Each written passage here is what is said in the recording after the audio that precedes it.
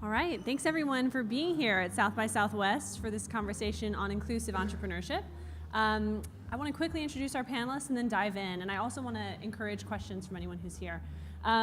So I'm Catherine Cheney, and I'm a reporter for Devex. We cover international development, so my beat, if you will, as a reporter is the Sustainable Development Goals, and I'm a big believer that those goals won't happen if we don't really move the needle on inclusive entrepreneurship. So I'm really, really glad to have each of your perspectives on that.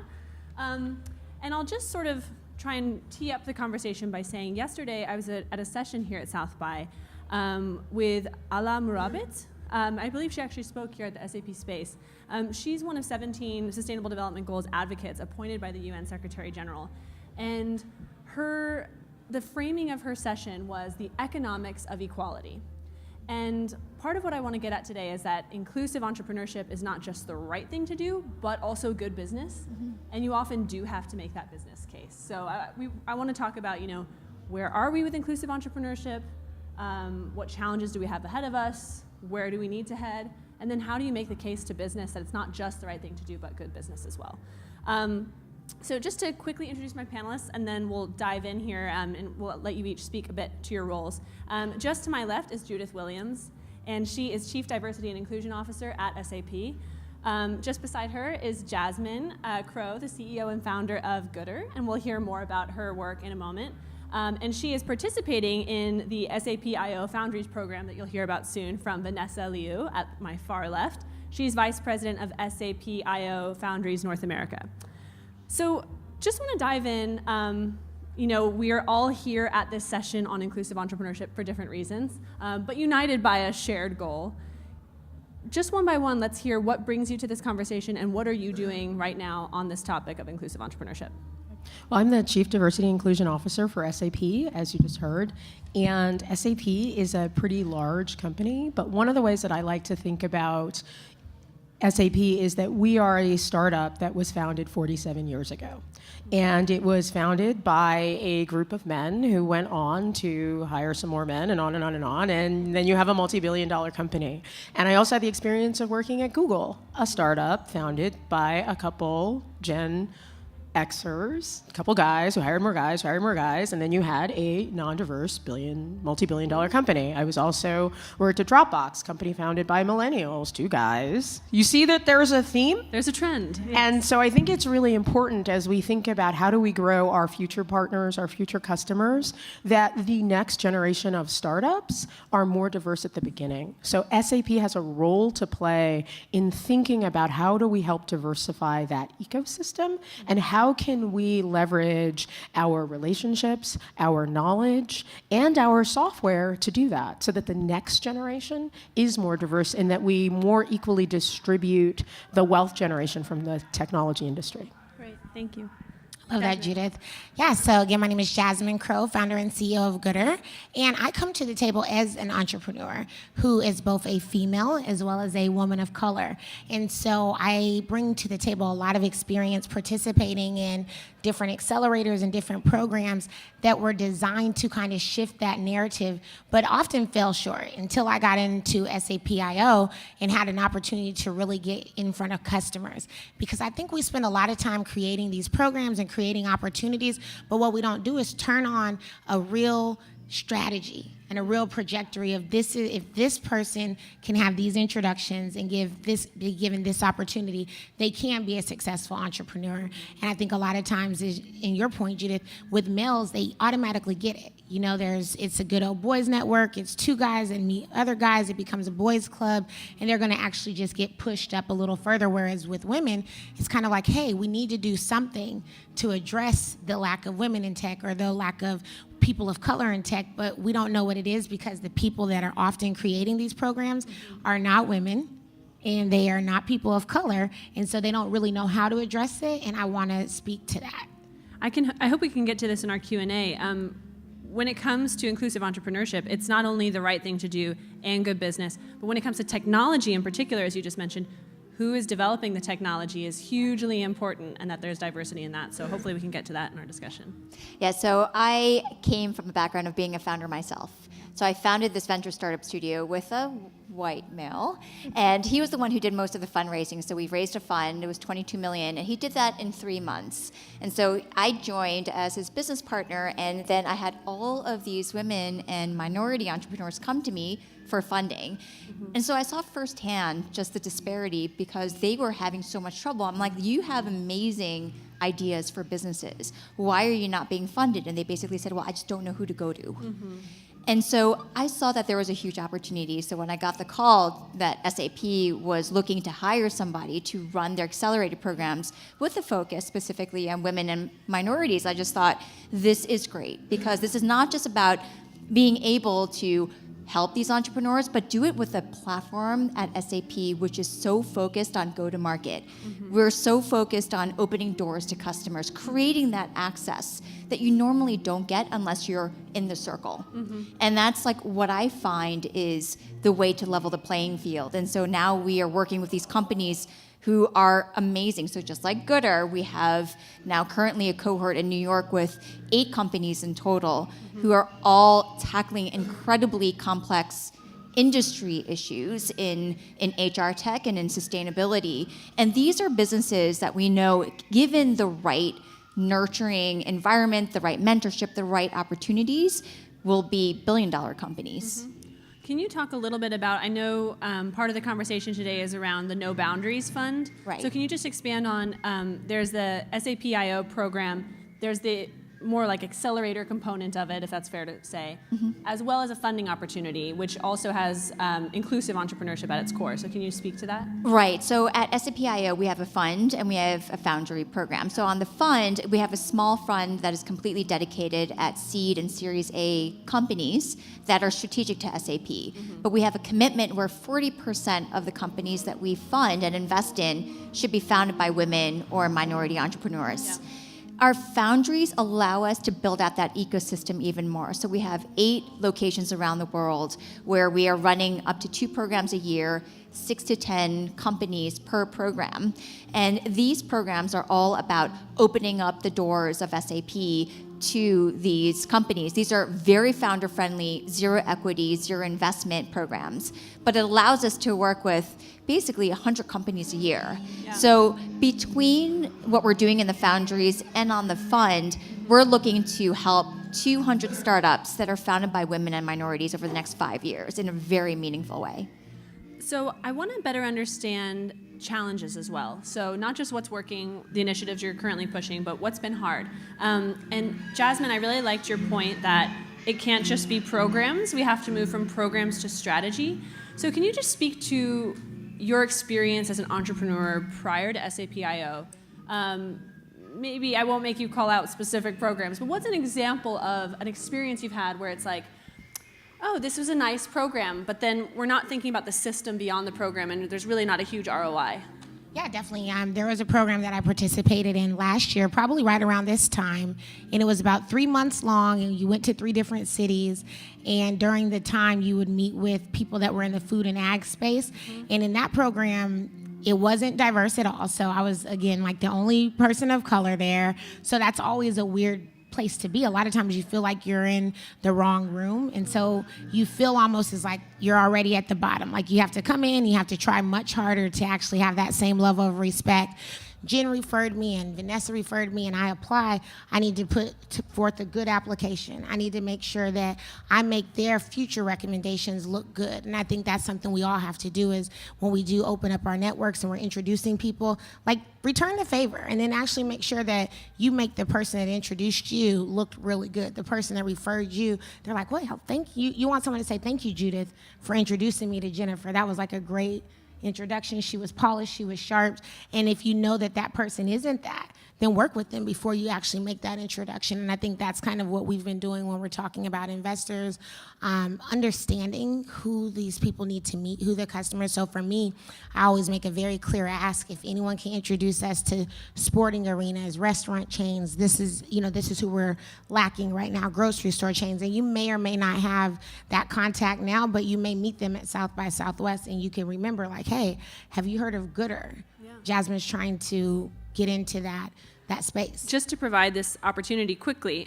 like what is this moment you are in with Goodr right now, where you're seeking support to go to the next And does level. everyone know what Goodr does? Yeah, I'd love for you to expand on that too. Like, Yeah, definitely. what does Goodr do, and what support are you seeking at this moment? Yeah, so Goodr, we connect big businesses who have a lot of surplus food that typically goes to waste with people that need it. I mean, that's in its simplest form. I like to look at our technology as maybe a reverse Uber Eats or Instacart.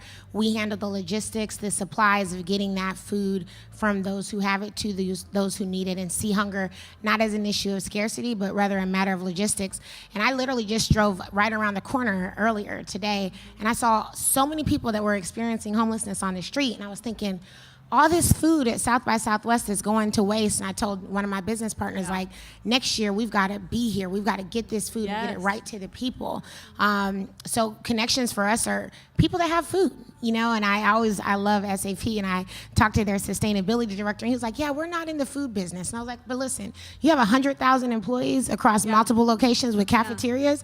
You're in the food business, and you guys are wasting food, and, you know, you need to do Goodr. And so anyone that's wasting food, those connections are huge to us.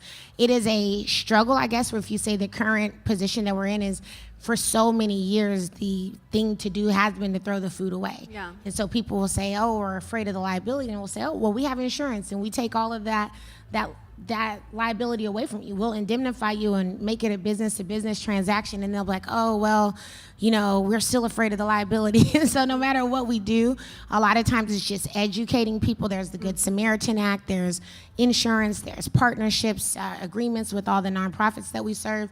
So we have to really continue just to educate people about it. So any introductions, or as I say, opportunities for us to educate people about Goodr, we would love that. Yeah, any large company, is you just look around, and Yeah. you'll look at food in a very different way after having spent time with Jasmine. Yeah. I mean, we joke because Everyone's like, afraid to go out to eat with Yeah, me. nowadays. Terrence is like, man, I better just take a little bit on my plate. Like all of my team members, they're like, listen. I'm a member do of the not- Clean Plate Club, so we Yes, could have dinner they are. together. You know, and everyone's afraid to go with you. No, and tying this to the SDGs, I mean, I'm so glad you were able to expand on your model a little bit, because when we look at the SDG for no hunger, as you mentioned, it's not so much a scarcity issue. I mean, that's a reality. And so we need entrepreneurial solutions to figure out issues like logistics in order to make sure that people aren't going hungry when there is enough food out there. So I'm really excited to hear about your model, and I also wonder, you know, how do we build more linkages between you and other entrepreneurs working on these solutions? And again, thinking about inclusivity also geographically as well, people across geographies working on these solutions. One of the things that came up in our prep call, just kind of talking through our goals for today, was, if you don't mind me sharing, how do we make it easier for future Jasmines? Yeah. Because, you know, what an amazing model you're working on, but it hasn't been easy, right?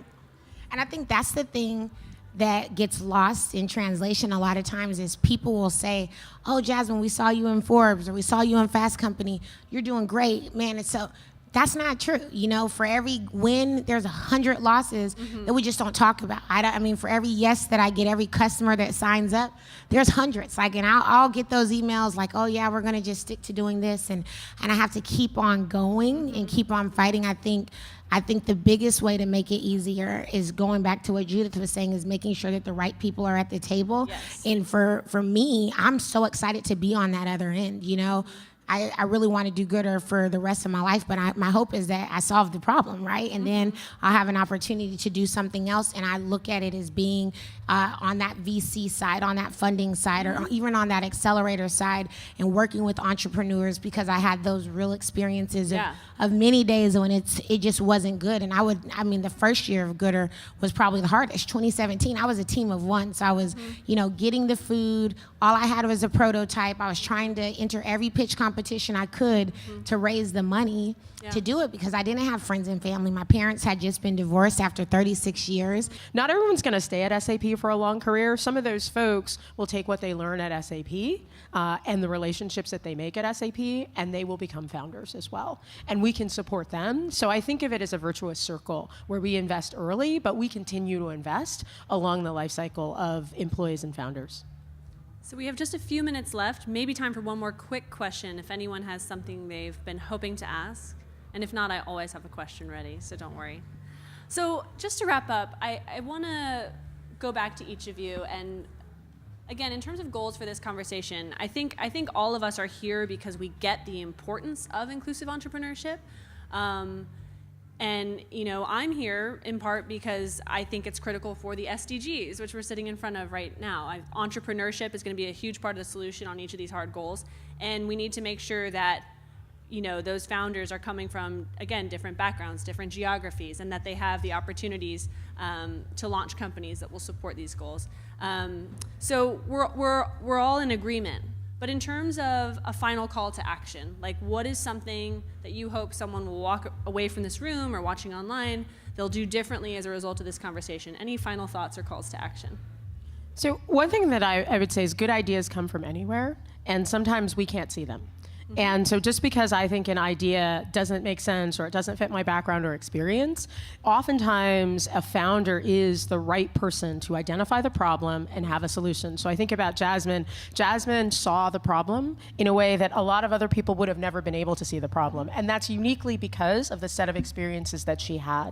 And so it's really important that we recognize that people with different experiences are going to identify different problems and solve them and be open to, and I live in San Francisco, and I got to one point and I was like, if we could just not have another app that replaces something that some guy's mom used to do for them, life would be better, right? So when we think about it, we all have different problems. Yeah. And I think just recognizing that, and we need the investment community to recognize that. We need big organizations to recognize that. We need everyone to understand that just because you don't have the problem doesn't mean it's not a problem to be solved and one that can be profitable. Well put. My biggest feedback would be to invest in social entrepreneurs. We have spent so much money investing. I was talking to some friends, and there was a company called Juicero, which is like a Wi-Fi enabled juicer that raised $140 million and then went out of business. And I thought, wow, I know 140 social entrepreneurs that are solving problems that are related to all of these SDGs that have never raised anything. And if we would have invested that same kind of money in them, I think that's the thing I really feel good about Goodr. We're never going to go out of business. We're going to continue to raise money and go to the top. But even if we did tomorrow, every day we were in existence, people were eating. And food that would have gone to waste was going to people. And we helped the environment. And that's what the social entrepreneur could talk about. Anyone else that's just developing something for you to have likes and it's vanity, there's not a story behind that. People who made juice with that Juicero there, now just going to a juicery, which is what they should have done in the first place, and supported an entrepreneur. But we put $140 million into that business. So we've got to start investing in social entrepreneurs, and a lot of social entrepreneurs are just like me. They're women. They're people who have seen the problems. They could be males as well. I mean, I have a good friend of mine who's doing the work as well. That's a white male, but at least they're trying to solve real problems. And so we've got to start making sure that there's more investment funds created that are strictly for people that are social entrepreneurs. Absolutely, agreed. Vanessa? So for me, very practical. If you're a part of a large corporation, please open up your wallets, look at what Goodr is doing and become a client. If you are an investor, please also open up your checkbook and write a check to Jasmine or any one of the other companies that we support. If you are a founder and you're in B2B enterprise tech, please talk to us because we would love to work with you. If you are part of the community, please help us get the word out. We actually have a couple of iPads floating around where you can register, and we'll keep you posted on what we do, because this takes an ecosystem to make a change. It's not just about us being here and talking about it. It's also about bringing everybody around the table to push this. Love it. I'll quickly say, just to piggyback on a comment that was made in terms of what does get funded in Silicon Valley, which is where I'm also based. I've heard it described by Kara Swisher here at South by Southwest as assisted living for millennials. Very much the case. And I loved your point about, the people best positioned to solve a problem should be supported to solve the problem. And unfortunately, that's not what we're seeing across the spectrum to address the SDGs. So I hope to see some real change, and thank you for all that you're doing, and thank you for your time. Please join me in thanking our panelists.